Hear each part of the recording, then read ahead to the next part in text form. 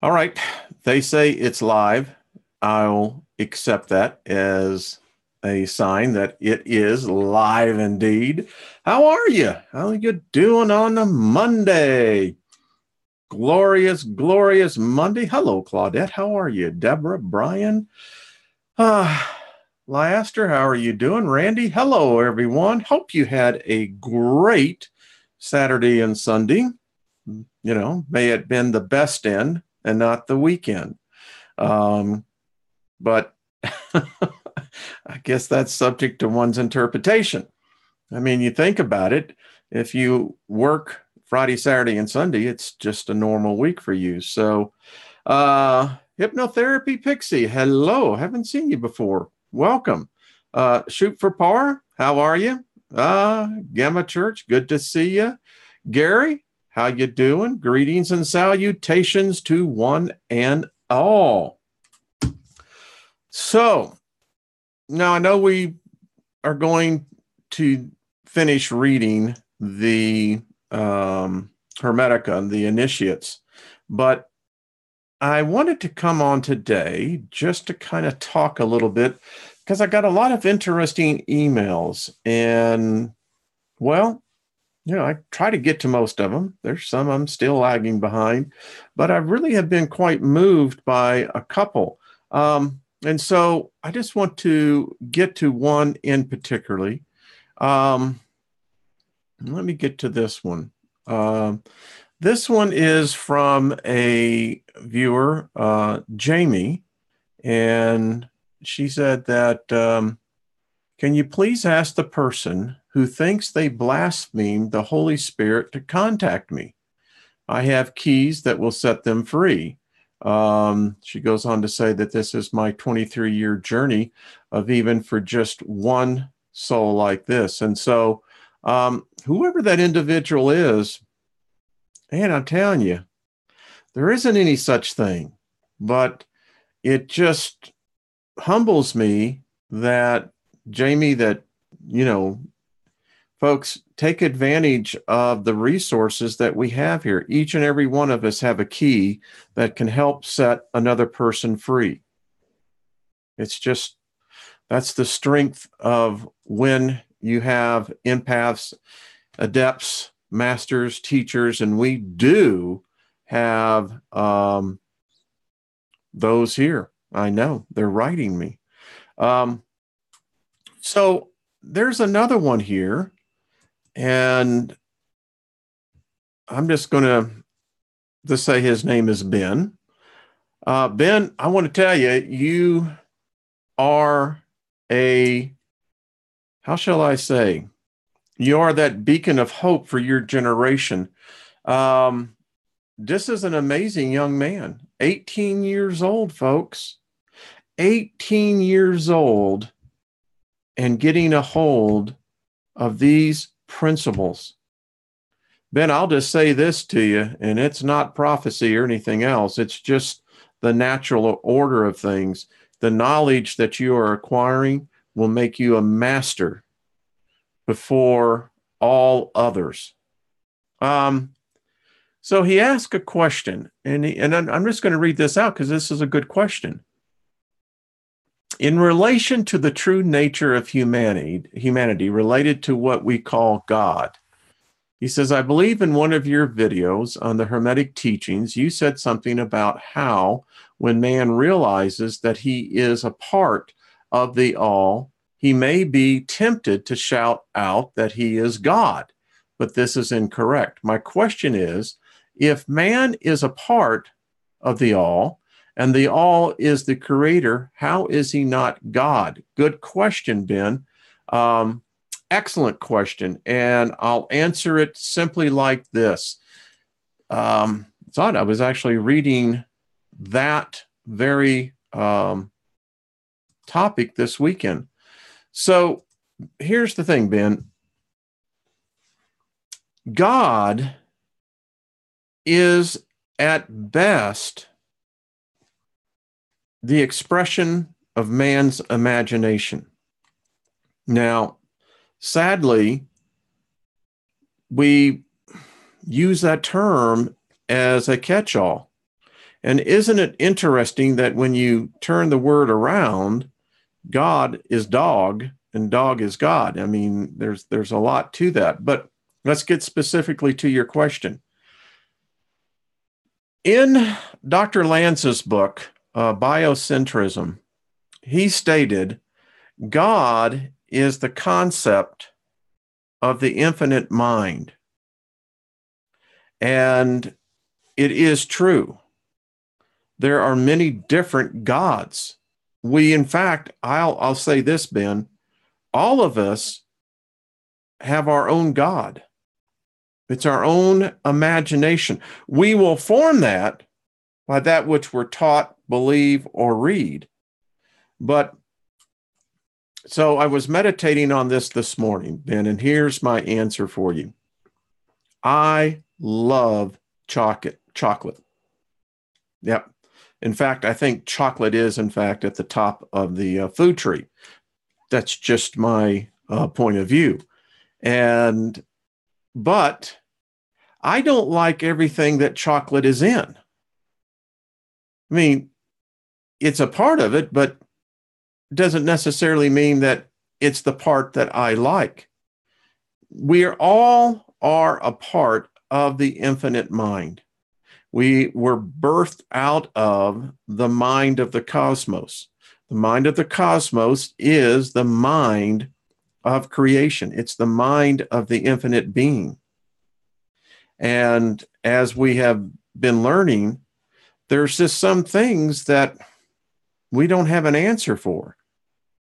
But I can say the 7 principles pretty much add that to it. So, Ben, that's why we can say we are, in fact, God, but we are not God. Now, we're going to get into some things today because there's been a lot of emails asking about spirit, soul. Jeff and I got into that yesterday on the Not Your Normal Sunday Morning show. And it's brought a lot of questions. And in order for the initiate to be able to advance, the initiate has to understand basic fundamental principles and laws. And that's what we're doing. We're learning that because once you learn those and they become part of your consciousness, that's things change. I mean, how many of you can quote the 7 principles real quick? Come on. What are they? What? Principle number 1, mentalization. Principle number 2, correspondence. Principle number 3 is vibration. 4, polarity. 5, rhythm. 6, cause and effect. And 7, gender. Now, we have yet to go with the last 3. But once you begin to get this into your consciousness, that you begin to understand that which is above as below, that which is below is with above, that which within is the same without, that without, and without with this is within. I know I'm doing that quick, but the point is, and then you understand the law of correspondence. You understand how everything flows in and flows out. You begin to understand the principles that everything is guided by. You know, when you think about something like the Bible was never written to be a religion, number one, but it's a mind trap. And that's what happens when you make a religion out of something that was never supposed to be. And it leads to confusion. It leads to great consternation. And unfortunately, it puts up such barriers that the spirit, not the mind, the spirit is unable to become what it was supposed to be. Religion, I'll just be very candid with you, actually imprisons the spirit to a place where the spirit has no voice. Because most religions only focus in on the soul and the body and the failure thereof. We've got to understand that there are things that we have to understand. I always battled with the concept when I was a Christian and deeply devoted Christian. But there was just some things that had just, over the decades, just didn't add up. And the one that I could never understand and never actually found any satisfying answer, and isn't it oddly enough how the nuns, Nones, are the biggest thing now that organized religion is writing about? Because we're leaving by the millions. We're taking our money with us. And we have awakened. And the reason, number one reason cited by the Pew Research Center, was because there were no answers. Now, theologians will holler and scream, well, you're just not devoting enough time. No. We've devoted all the time we're going to. We're finding the answers ourselves. And what we're finding subsequently is probably some of the most wonderful knowledge.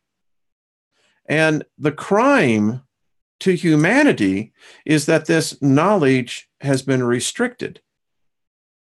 And many minds aren't ready for it. Ben, I'm just so thankful that someone at 18 years of age is endeavoring to apply and learn the Hermetic principles. Going to carry you far. You will be a master magician, dare I say, potential wizard, way before your time. You continue on this path, and that's where you will end up. Because here's the mind coitus. I could never figure out what was the spirit and soul. Now, in the New Testament, the Christ never talked about the soul. It was later, you have references in the book of Hebrews 4:12. Therefore, the word of God is what they call the dynamis, the nuclear power, so to speak, able to separate spirit from soul. Then you have John, the Gnostic, who wrote about it in his letters for the saving of your soul. But I could never figure out, so define soul. What is that? I mean, if it's written, and trust me, I was in great fear about this for decades, that I could lose my soul. So what does that mean then? That my spirit would then somehow or another be separated and I'm somehow not complete? Can my soul exist apart from my spirit? How does that work? And, it's a conundrum. Because the Hebrews, if you're reading the Old Testament, didn't really deal with that. Again, the Old Testament should have never been made part of the Bible. They stole a religion. They stole a culture. And today, look at the confusion in Christianity and subsequent religions behind it. You don't even know which God you're dealing with. Was this Old Testament God? Was he Jewish first and then had a conversion?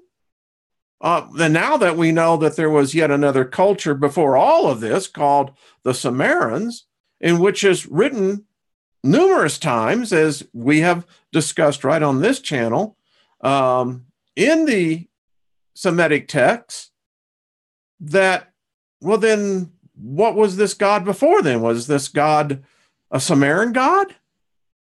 And did he have a conversion?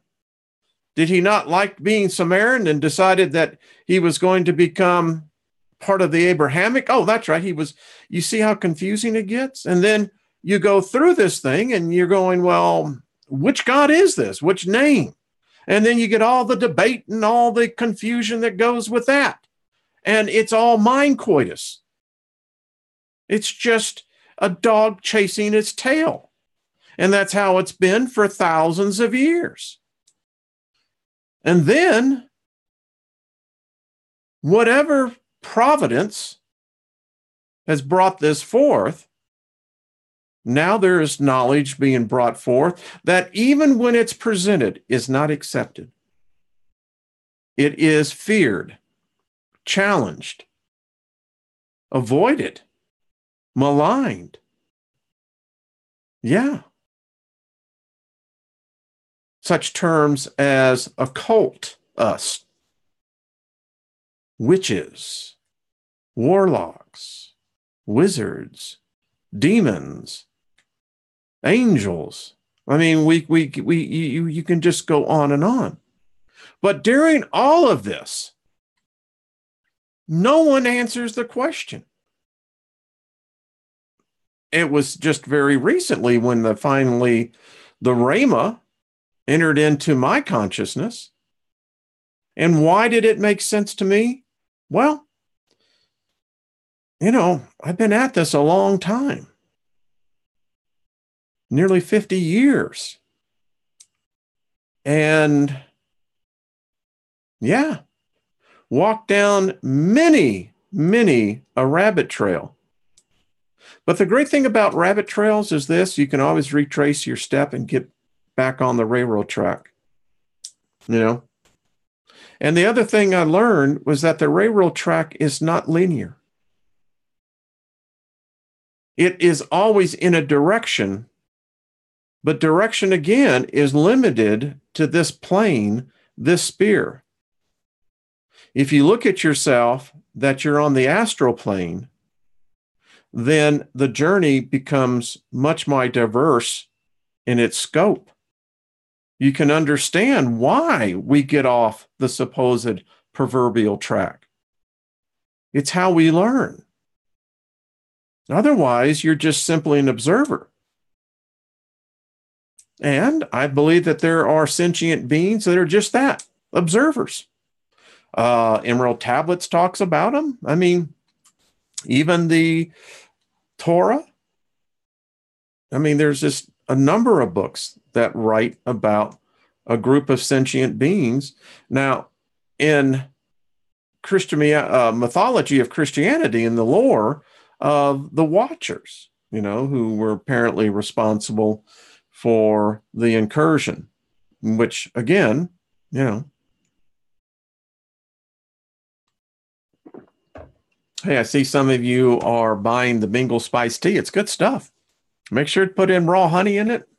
I'm telling you what, you're going to love it. So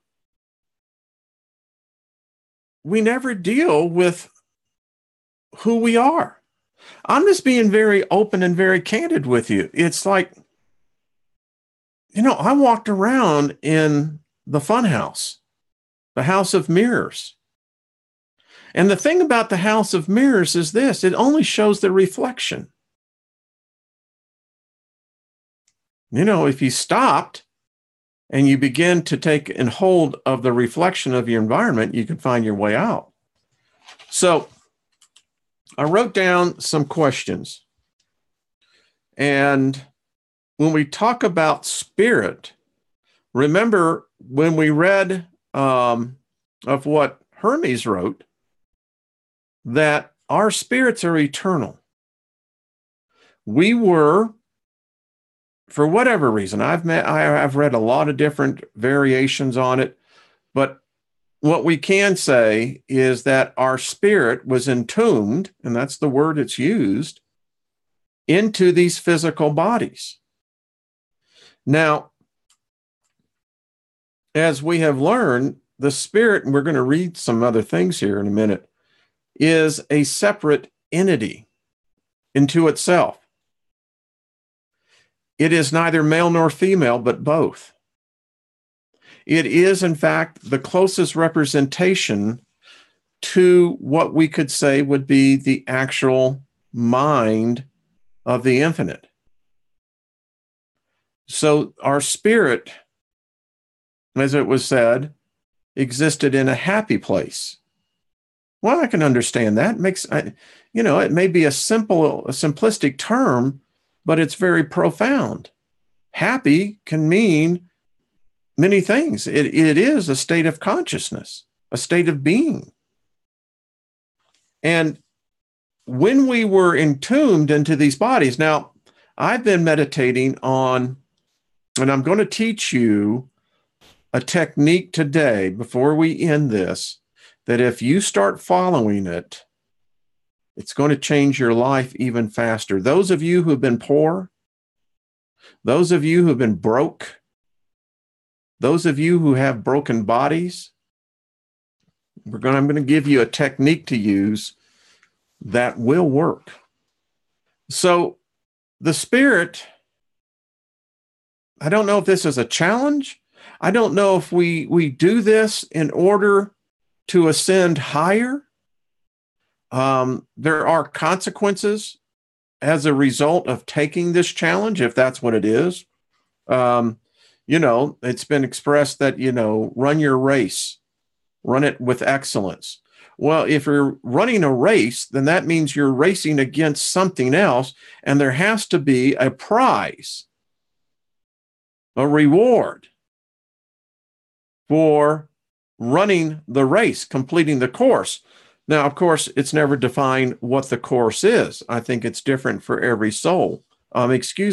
Spirit, because now we're going to get into the problem where the conflict comes in. So the spirit is a separate entity, and it's eternal. Now, the discussion for mankind has always been, how does the merge happen? The merge of spirit, soul, body, and I contend mind.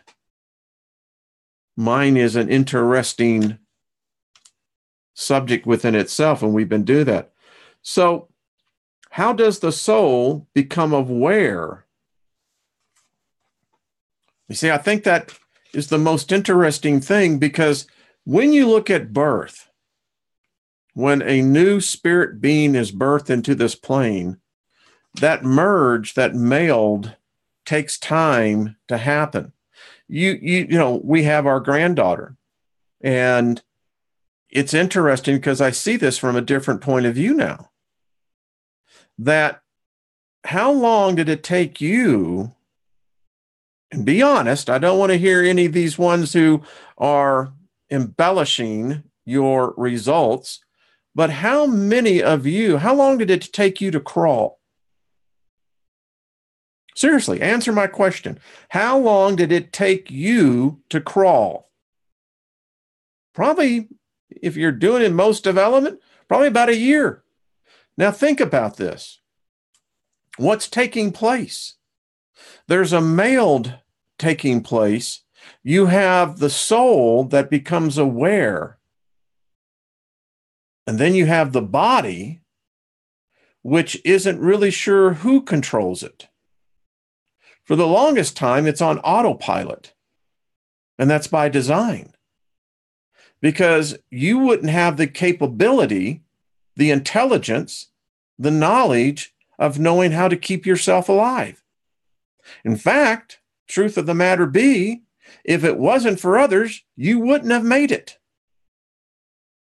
And that's how you are spiritually. The fact of the matter is as well, that's how 99% of the human population still is in that infancy. Because in some cases, what happens, the spirit becomes so repressed by the domination of the soul that the soul assumes the highest position and begins to dictate to the body. The spirit has nothing to do with it. The spirit is the essence of which keeps the soul and the body alive in this dimension. And so the battle begins between body and soul. Spirit is repressed. Now, there are those that where their spirit ascends. There's names for those type of children.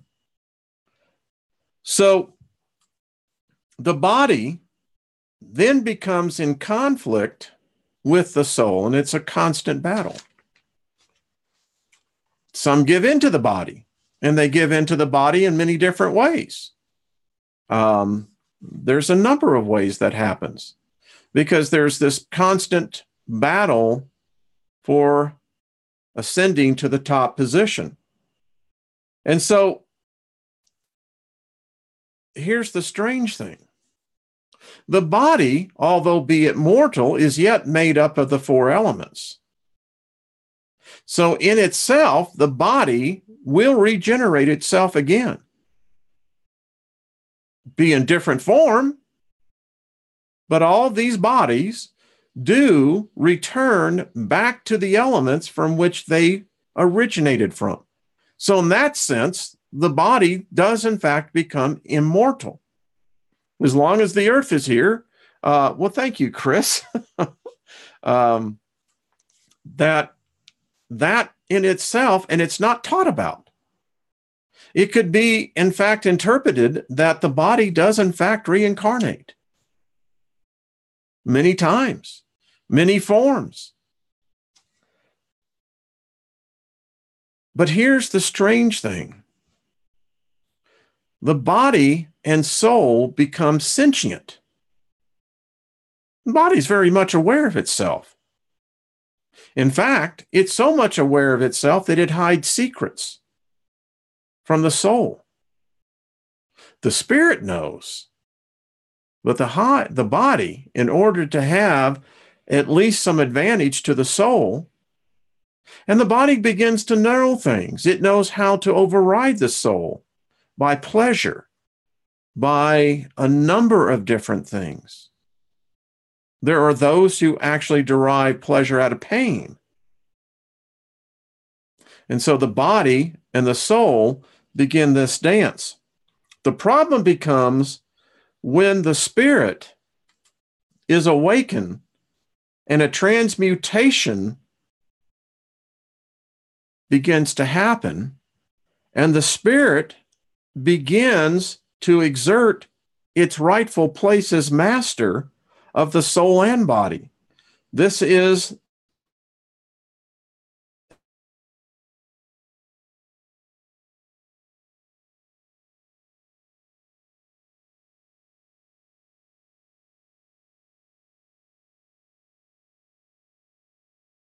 within us are due to the conflicts that are taking place that we're not even aware of.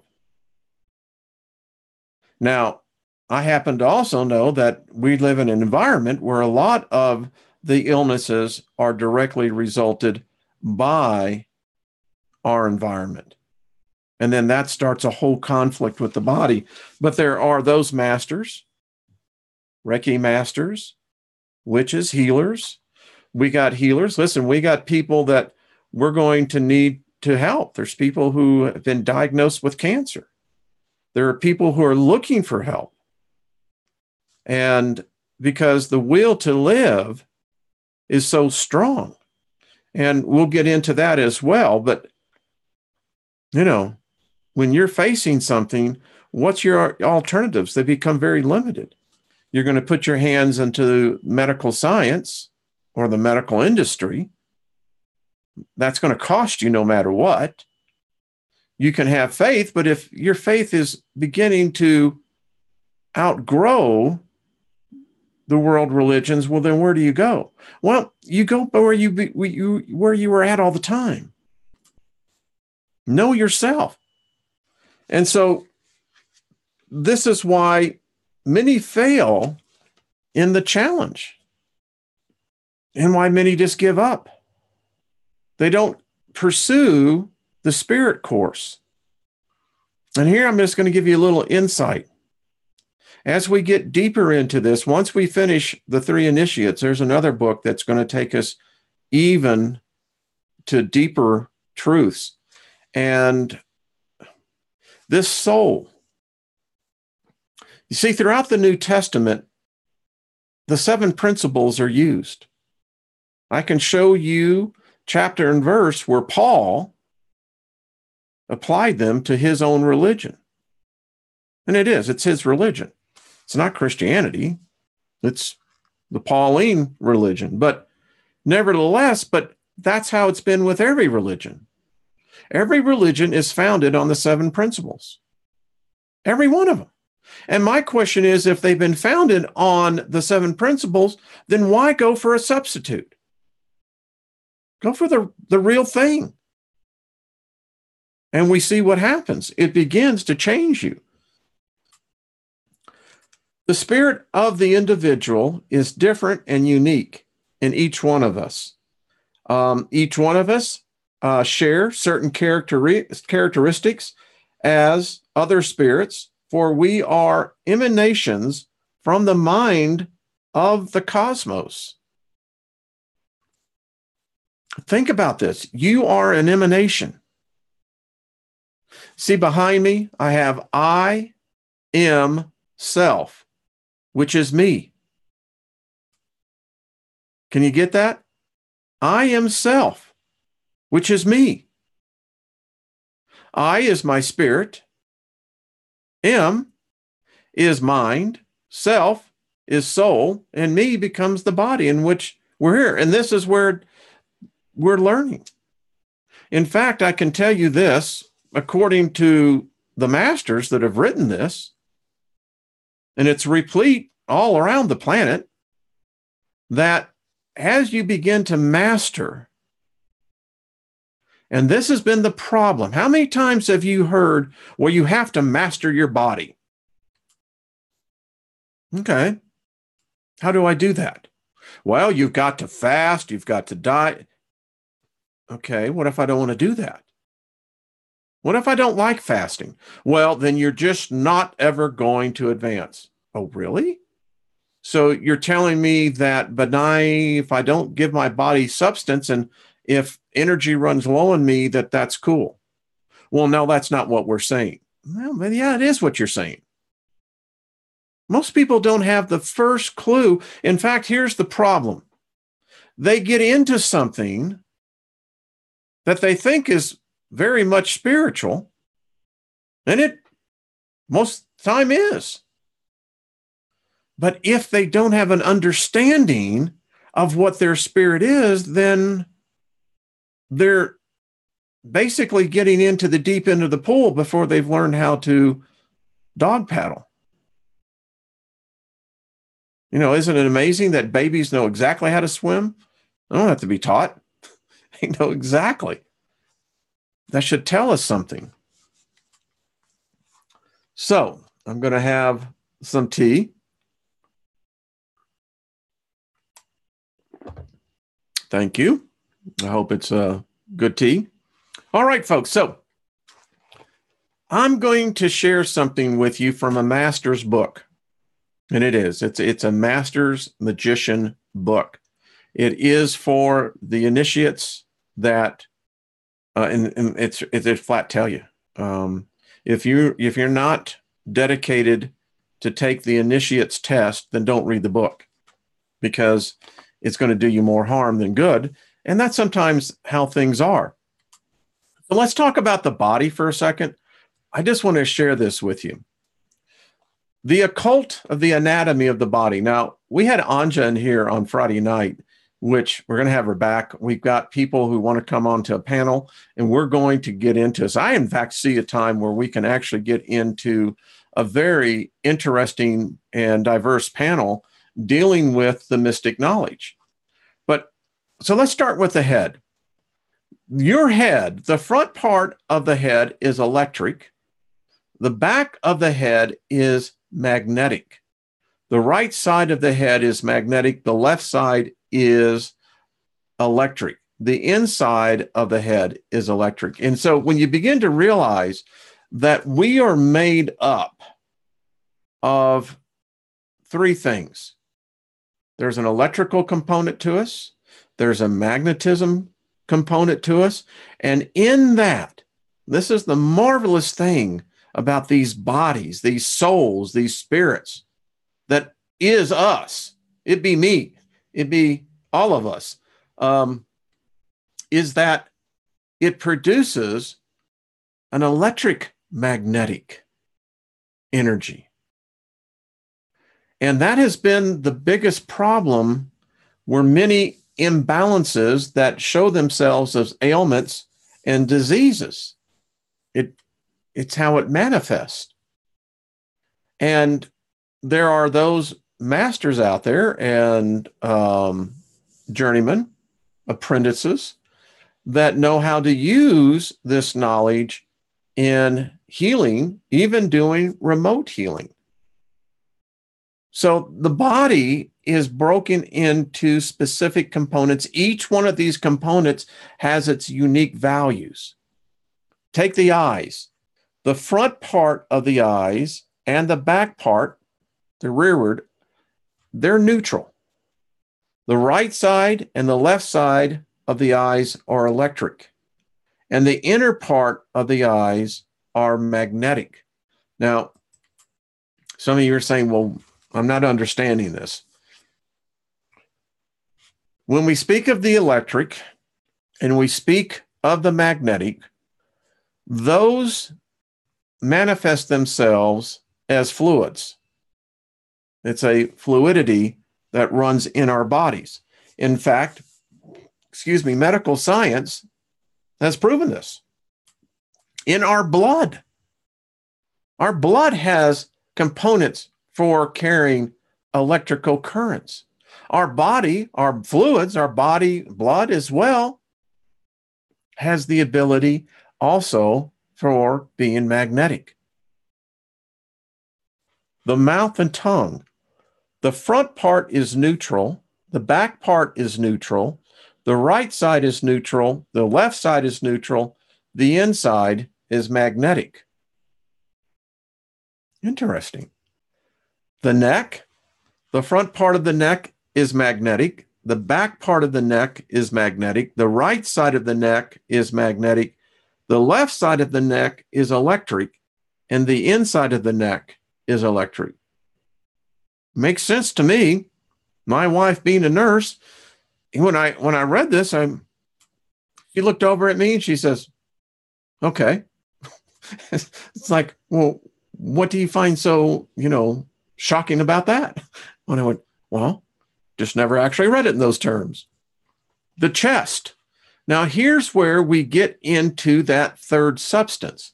The front part of the chest is electromagnetic. The back part is electric. The right side is neutral. The left side is electric. And the inside is neutral. The abdomen. The front part is electric. The back part is magnetic. The right side is magnetic. The left side is electric. The inside is magnetic. The hands. The front part is neutral. The back part is neutral. The right side is magnetic. The left side is electric. And the inside is neutral. That's why, those who have the gift of healing, of touch, it's quite interesting. It happens to me.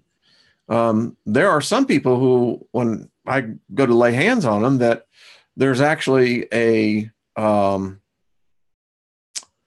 cathode response. It's rather shocking. And it's not because of static electricity. It's a different type. So the fingers of the right hand, the front part and the back part are neutral. The right side and left side are electric, and the inside is neutral. The fingers on the left hand, the front part and back part are neutral. The right side and the left side are electric, and the inside is neutral. The feet. And here's just something, I don't know if you know this, but there are many discomforts in the body that through the proper, and many of you probably already know this, by adjustment pressures, even stimulating electric current on your feet, that can do so much for the rest of your body. But I think a lot of this, as you begin to see, is that so many people's chakras are so disjointed that, this should not be all that unusual, right? So the feet, the front part and the back part are neutral. The right side is magnetic and the left side is electric. The inside is neutral. The male genitals, the front part is electric. The back part is neutral. The right and left sides are neutral, and the inside is magnetic. For women, the front part is magnetic. The back part is neutral, and the right and left sides are neutral. The inside is electric. So isn't that odd that you have this coming together of the male, which is primarily dominant through the magnetic portion, entering into an electrical environment? What happens when you have magnetism and electricity? You generate life. The last vertebra, even with the anus, the front part and the back part are neutral. The right and left sides are neutral. The inside is magnetic. So there you go. And I have one other place that we're going to go to. Just give me 1 second as I put it in here. Okay. So give me 1 second. I'm going to teach you a technique that if you begin to use this, and I can't show it right in the moment, I have to do some things, but this will help you in meditation. It will help you in the first step of becoming the initiate into what would be called today magic. However, it's not, it's just knowledge. So are you ready for this? If you're serious, I'm going to show you how it's done. There's many different techniques. And for me, this is what has helped. And many of you, when you hear this, you're going to be going, well, I've been doing that almost instinctively. Tells you something about you. How many you are there in you? Well, we're going to find out the answer to that right here. So this first lesson, this first exercise, everyone got their workout clothes on? Come on. I'm just telling you, there's nothing wrong with the bohemian lifestyle. That's all I got to say. Thought control. Folks, if you get this, you are going to change your life in any area that you can think about. All right. So this is going to be out there. Other people will hear it, so you can go back and refer to it again. Seat yourself comfortably in a chair or lie down on a sofa or a bed. Relax your entire body. And I recommend get into really loose, comfortable clothing. Don't do this thing with clothing that's tight, restrictive, or constrictive. Close your eyes and observe your train of thought for 5 minutes. Now, folks, most people can't do this. And that tells you why they suffer so much in their life. But I believe you can. I can. We're going to change. Observe your train of thought for 5 minutes and make an attempt to remember these thoughts. In the beginning, you will notice that thoughts which pertain to matters of every day, professional or job-related matters, worries, children, schedules, etc., will rush in on you. That which you mostly fear will begin to try to dominate. Your position to this flow of thoughts should be that of a silent observer, completely free and independent. This exercise will either be difficult or easy depending upon your situation and your present state of mind. When difficulties occur, do not lose your train of thought and do not lose sight of yourself, but observe your thoughts attentively. And don't you dare fall asleep during this exercise. Should you become tired, immediately discontinue the exercise and postpone it till another time, at which time you will have made up your mind that you will not fall victim to tiredness. People of the Orient, for example in India, sprinkle or wash their faces and upper body with cold water in order to remain alert. so that they do not lose valuable time. If we only got that concept, valuable time. In order to prevent and overcome tiredness and sleeplessness, you can take a few deep breaths before you begin your exercise. The student will in time develop these and similar methods himself. This thought control exercise has to be practiced in the morning and in the evening, starting with 5 minutes. You'd be surprised how 5 minutes can last. Every day, this exercise should be extended by 1 minute, so that within a week, you're able to observe and control your own thoughts for at least 10 minutes without the slightest digression. This period of time is necessary for the average human being. Should this span of time not be sufficient, then you can extend this term in accordance with your own powers of perception. Be conscientious in everything. It serves no purpose to do these exercises in haste. Every person's development is individual. Under no circumstances should you advance to the next exercise until you have completely mastered the present one. The attentive student will notice how, in the beginning, he is besieged by thoughts and how quickly they pass by him, so that it will be difficult for him to remember all of them. However, from one exercise to the next, he will notice that these thoughts will appear less chaotic and will abate little by little until only a few thoughts emerge in the conscience as if from afar.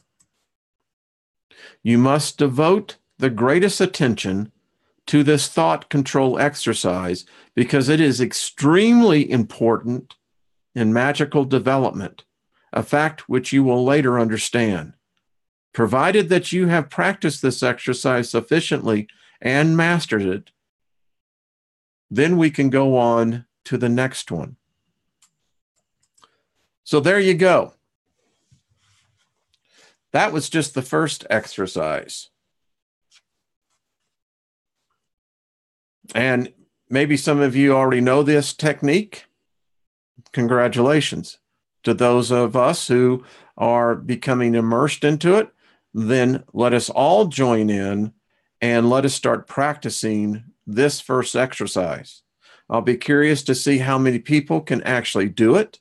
I'll be curious to see what your reaction is if you do this twice a day and learn to control the thoughts. Yeah, you know what I have now? The thoughts that come are like a single color. It used to be the rainbow. So there you go.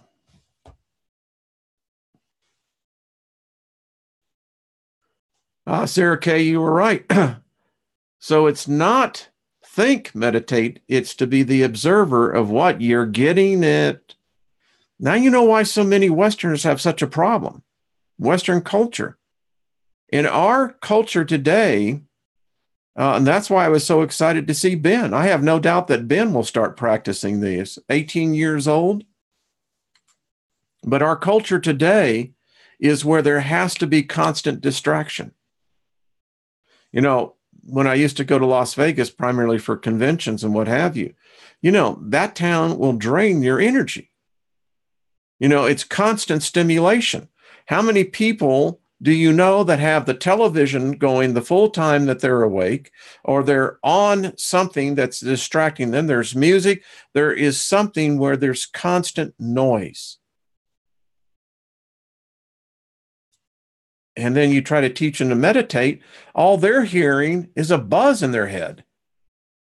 And many of you may experience that. It's going to take you a couple of days maybe to lower that buzz to where you can actually control it. Yes, Claudette. It is. Works like mindful meditation, which forces you to become the observer only. Only an observer of everything within and without. You are getting it, girl. High five, big hug, way to go. You got it. It's going to change our lives. Many of you probably don't even are aware of this, but the gifts that you have been so latent. And going through these exercises, and there's others to go, this gets a lot more deeper. And again, this is only for the serious student, because as we progress down this, you're going to see where the study comes in, the real difficult work. This is just step one. This is actually very easy. The succeeding exercises get more intense. But I'll tell you, we'll do this together, and there's going to be a group of us who watch out. That's all I got to say is watch out. We're going to do this. And there's 3 people who thinks that's got the thumbs down. That's okay. You know, one of the things I read last night, it's all right. You know, I used to get a burr up my butt, with, the religion I came out of. And, you just, because I love debating. I mean, I love knowledge. I love the exchange of it. And iron sharpens iron. And, as I've told you in my life story and career, you go up before a venture capital panel. Let me tell you what, sister or brother, if you ain't tough mentally, they're going to shred you naked. And you learn about yourself. So we're going to get, I think we're going to get to be some remarkable people here. I really do believe that. Well, thank you, everyone. And by the way, let me just finish the thought. So it doesn't matter what religion you really believe in, because at the end of the day, what you're really doing is giving the thought of devotion, admiration to the infinite being, a Tom, whatever the name we want to assign to it. And that is the path to enlightenment. Now, it may be a circuitous route for some, and for others, a much more direct path. But so we've got no reason to want to convert, proselytize any person or degrade any person for their beliefs. In fact, I've made a commitment. If someone believes in a particular way, fine. If you're open-minded enough to be here and to listen, then we have commonality. And that's what grows all of us. Hey, Mercury Messenger 7, how are you? Good to see you. Well, everyone, I hope this has been fun. We'll get back to the conclusion on the 3 initiates. I have sent out over 200, literally over 200. So people are getting this. Lives are changing. I just read a couple of the emails. People are getting it. I have one young lady who was, due to something that's changed in her life, where she has the ability, as I was telling her, if you constantly have that feeling of deja vu, where you're reliving what you've seen in the future, you really have the ability to step outside the space-time. I've sent out a email to Lisa Burnett of the Akashic Record, and I want her to come back on, because I think it will help us all to understand a little bit more that there is a record out there. There has to be. If in the creation of time, there's a record. Anything that goes to the future, there's a record.